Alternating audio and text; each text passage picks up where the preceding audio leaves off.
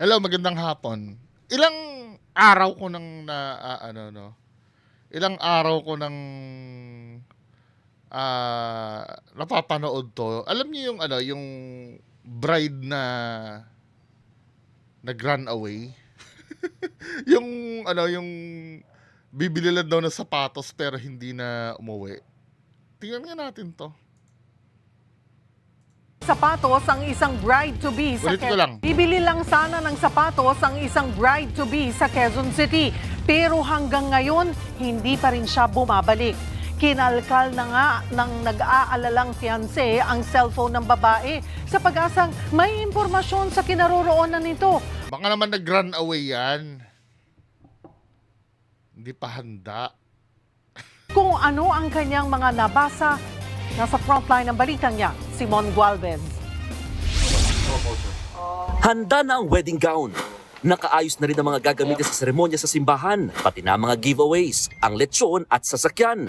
Kahit nga ang groom na si Mark R.J. Reyes, Pogi kasi ni Sir eh. Oh. handa nang mag-I do sa fiancé na si Shera Dewan.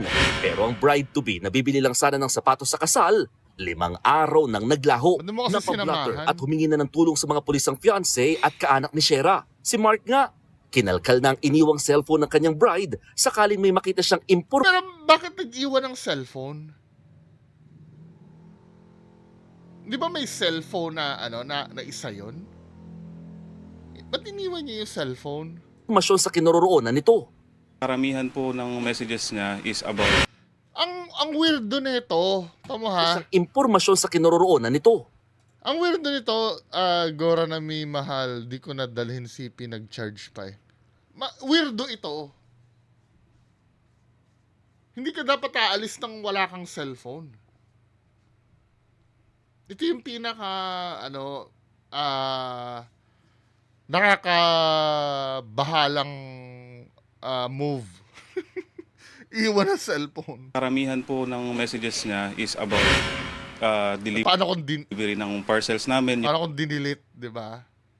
Dinilit yung message at may iba pang cellphone na ginagamit. Yung sa wedding, yung yung mga pagsisend namin ng RSVP, yun po. Tapos kausap na iba. wala siyang kausap na iba. Karamihan po abay niya, yung best friend niya. Pero wala silang napala. Blanco ang fiancé at mga kaanak ng biktima kung bakit at paano nawala si Shera. Magsasampung taon na raw magkarelasyon 10 taon. Oo nga naman, may intindihan kong halimbawa buwan lang sila nagkakilala tapos nagdalawang isip pero 10 taon men eh. sina Shera at ang fiancé nitong si RJ. Sa katunayan, siya nga raw ang first boyfriend pa nito. Kaya nagtataka sila kung may sinamahang iba ang biktima. Kung ganoon man, handa raw ang fiancé na magparaya para sa ikaliligaya lang ni Shera. Saludo. Diba? Tingnan natin na meron akong di alam na May duda din siya May rin siya.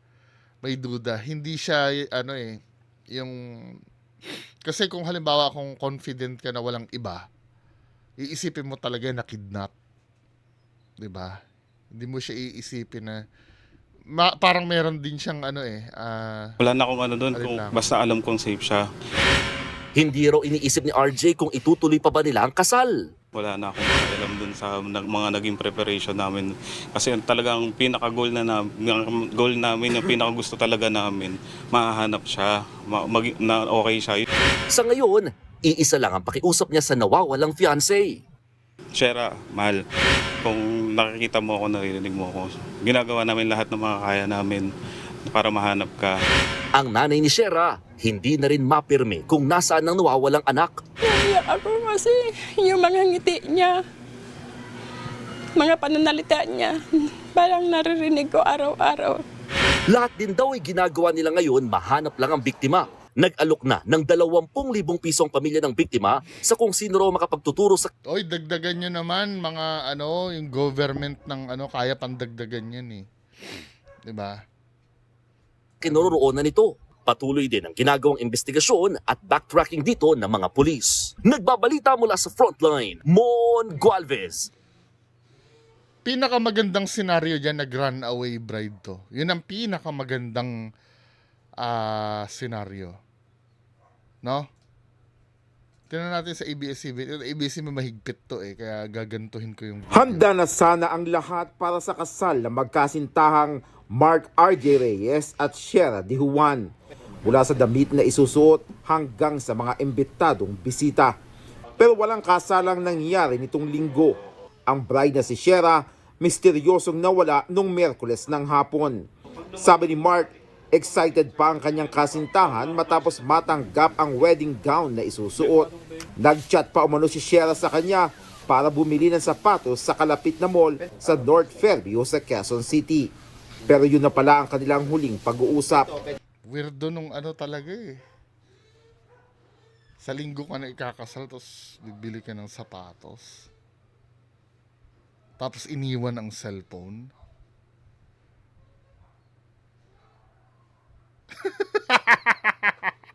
Nakakaamoy ba kayo ng... Kung saan na hinanap ni Mark at ng pamilya ng kasintahan pero hindi nila... Pero ate, kung nag-run away ka man lang sana, wag mo naman pag-aalalahin ng pamilya mo. Maganda dyan, nag-iwan ka na lang sana ng message eh, na hindi pa ako handa, di ba? Mas magandang ganun kaysa ganito. Wag ganito. Baka mamaya naman kuya, ano ha? Ewan ko. Soko ang nasa isip ko pero wag naman sana, wag naman po sana. Natagpuan si Shera.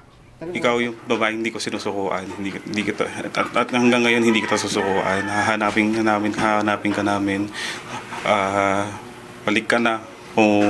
Kung kaya mo mag-text, mag-chat.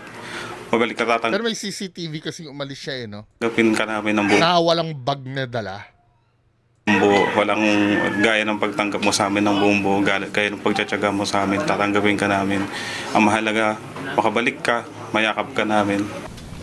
Pinuntahan na rin nila Mark ang mall pero walang Shera na nakita sa CCTV. Indikasyon na maaaring hindi nakarating doon ang nawawalang bride-to-be. Nakunan pa ng CCTV si Shera bandang 1:25 ng hapon na naglalakad sa eskinita malapit sa kanilang Parang ready to layas na yung forma niya eh. Hindi siya yung ano eh. Hindi siya yung damit na pang mall eh. bahay. 1:29 naman ng hapon, tumawid siya ng Atherton Street malapit sa isang fast food restaurant. At 1:37 ng hapon, nang huli siyang nahagip sa CCTV na naglalakad sa isang gasolinahan. Hanggang ngayon, wala pang paramdam si Shera. Ang weird. Dahil malapit lamang umano ang pupuntahang mall, hindi na umano dinala ni Shera ang kanyang cellphone at sa halip ay iniwan na lamang niya itong nakacharge sa Kabulshitan yun, man. Kabulshitan talaga yun. Kahit pa sabihin mo malapit lang eh. bahay.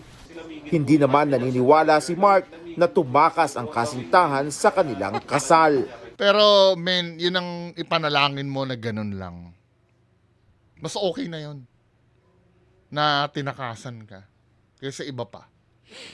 5 taon na umano sila nagsasama at matibay ang Sabi doon sa isa 10.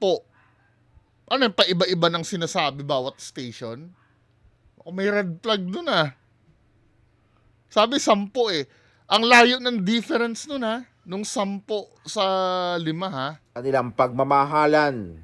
Decidito po siya. Kasi nga po, 2023 pa po kami na-engage. Kaya Engaged 2023. Pero beyond 2023, 2024. Hindi. Yung pagsasama, 5 eh. So kung 5, 2020 kayo nagkakilala dapat. Medyo duda ako dito sa lalaki ah. Iba-iba yung sinasabi sa reporter ah. nung pinagpaplanuhan po namin siya ng 2024 up until 2025, planado na po talaga lahat. Opo. Wala naman po akong nakitang alinlangan from her po. Ako po, personally, as her boyfriend po, hindi niya po kayang gawin yan. Wala po siyang nakakausap na ibang lalaki. Hindi siya nag-entertain ng mga ganyan.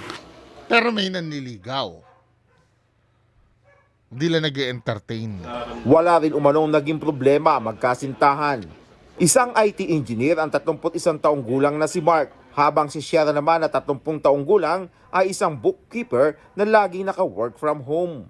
Wala po akong napansin naman kang Shera na kung ano man po, sir. Sa pagsasama nila na Mark, yung magiging umagad ko ay wala pa akong problema kasi napakabait na bata si Mark. Bumuo na ng Special Investigation Team ang Quezon City Police District na tututok sa investigasyon sa pagkawala ni Shera. Habang may mga tracker team na rin na naghahanap sa kanya at nangangalap ng mga CCTV footage. Kung nanonood ka man, anak, andito si mama, naghihintay sa'yo. Kung sino man ang nakakita kang Shera, ibalik niyo sa akin ng maayos po. Kasi nandito kami, naghihintay kami ng mga kapatid niya, papa niya. Lalong-lalo na si Mark. Sa harap ng matinding Parang hindi naman affected yung lalaki. Siguro, iba yung tumatakbo sa isip ko. Sorry Kasi ang gusto kong ang gusto kong action nila, bumalik ka na, di ba? Wag niyo akong anuhin doon. Yun ay isip ko lamang. Di ba? Baka mali ako. dadaan ng pagsubok, may apela naman si Mark sa publiko. Tigilan niyo na po. Tigilan niyo na po. Kasi kami po mas nakakakilala kay Shera. Kami po mas nakakakilala sa sitwasyon. Yun nga po, hindi niyo alam yung pinagdadaanan namin. Huwag niyo po kaming gawing huwag niyo po kaming gawing katatawanan. Huwag niyo kaming gawing content para makakakuha kayo ng views. Tantanan niyo na po, please lang, hindi po kayo nakakatulong. Nag-alok na ng Aray ko naman. 20,000 pabuya si Mark para sa makapagbibigay ng impormasyon para makita ang Yung government dapat dagdagan ito. 20,000 lang, men. Ang liit niyan. Hindi naman sa pag-aano ha. Yung government sana tumulong. kasintahan. Sa ngayon, walang makitang motibo si Mark sa pagkawala ni Shera. Umaasa na lamang siya na darating ang araw na makakauwi ng ligtas ang kasintahan at matutuloy ang kanila May tsura din si ate no? No? ang pinapangarap na kasal. Dennis Datu, ABS-CBN News. Dapat kasi paigtingin yung investigasyon. Medyo weirdo sa akin yung iniwan yung yung cellphone talaga eh. Kayo, ano masasabi nyo doon yung sa cellphone na iniwan? Ang weirdo niya talaga, men eh. Kahit sino ngayon, hindi mapakali pagka hindi dala ang cellphone tapos ikaw iiwan mo. Hindi mo man lang maintay na ma-charge yun. Siyempre, pag daladala mo siya, pipicturan mo pa yung sapatos na... Diba? Hindi. Kung talaga namang, I don't know, no? Pero sana, yun ang pinaka-best scenario nun. Nag-runaway bride yan. Yun ang ipagdasal nilang nangyari. Kasi kung hindi nag-runaway yan, ano pa ba ang pwede mangyari diyan? Marami na ako naiisip na hindi maganda eh, 'di ba? Anyway, yun na lang po ang ating pag-uusapan ngayong hapon. Magandang hapon sa inyo lahat. Bye-bye.